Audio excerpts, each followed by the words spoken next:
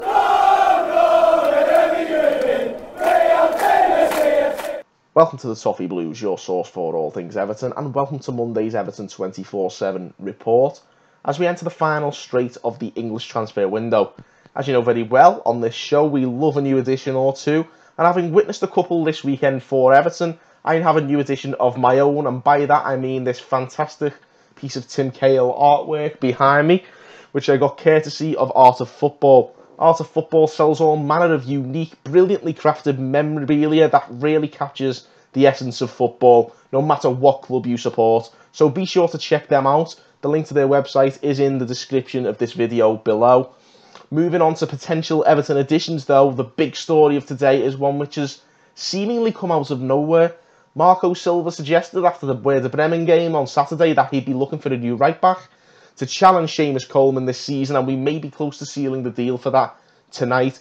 Djibril Sidibe is a French right-back who's played for his country. He's won the French League with Monaco, and he's impressed in the Champions League alongside Kylian Mbappe and co.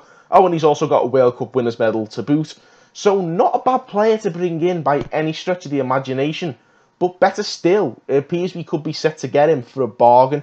According to our new best friends, L'Equipe, the paper in France, Everton looks set to sign the Monaco player on loan for the season, with an option to buy him for around 14 million. Whichever way you look at it, that's a very, very good deal.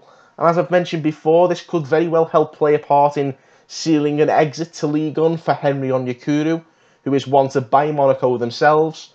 Football Insider on that topic today reported we have agreed a deal to sell the Nigerian, and it seems Everton are very much building bridges with the team from the French Riviera, and we look like we're going to reap the rewards very much so from that. So good news there, and the Blues just won't stop making moves. According to the Independent today, we're set to meet Crystal Palace's asking price of 65 million for Wilfried Zaha. Zaha apparently expects to move clubs before the transfer window closes in a few days' time, and it appears we're the only ones in the running at this stage. Make of that what you will, but the only issue would be, at this stage, the structure of the payment. Palace want a lot of that fee up top, while Everton are asking to offer some of it in instalments. Nonetheless, a deal that appeared unthinkable just 2 weeks ago now could be very much doable between now and the end of that window. We asked you guys on Twitter for your opinions on the Zaha news, and the idea of Zaha coming to Everton has got a 92% approval off you lot. So that says a lot about people's opinions of Zaha.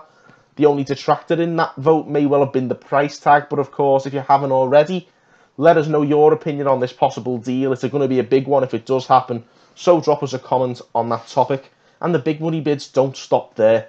Unfortunately, it appears another bid for Abdoulaye Doucouré has been rejected today, as reported by Alan Myers this afternoon.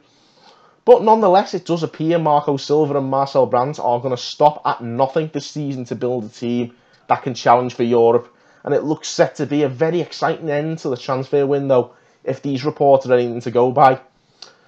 Well, not if the Daily Mail are to be believed though, because they reckon although we haven't given up on signing Kurt Zouma, they've named some players that they believe we could turn to sign otherwise. And I'm not going to lie, my heart sunk when I read it.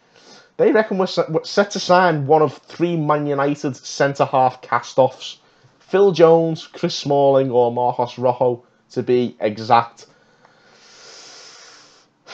Let's be honest, signing any of these players would be shocking business. Not only as we'd be signing players who've underperformed in the Premier League in recent years, but also they would all want silly wages given United's track record for throwing massive paychecks at even the most average of players. Thankfully, I don't think Marcel Brands is that daft, nor do I believe he reads the Daily Mail, so I think we can safely write that rumour off as complete nonsense, methinks. Finally, one possible departure today, and Yannick Bolasie could be set to move on loan again this summer.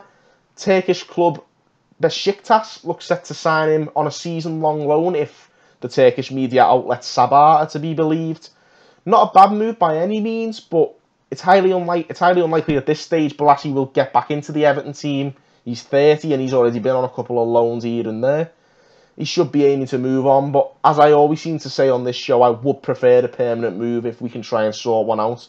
Of course, Bolasie still very well liked to Crystal Palace. Could we throw him into the Zaha deal as a sweetener? You never know. But we have got if he is to move abroad, at least we've got until the end of the month to sort it, as we have with any potential foreign sales. Of course, it's only the English transfer window that closes on Thursday.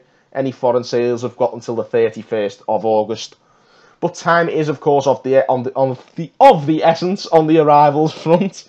And now less than 72 hours to go until the transfer window closes. And it seems we're going to be on the edge of our seats right until the last.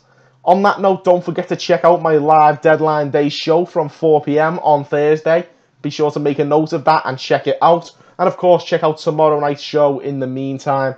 And I will see you then. Thanks again, guys, for watching on the Toffee Blues.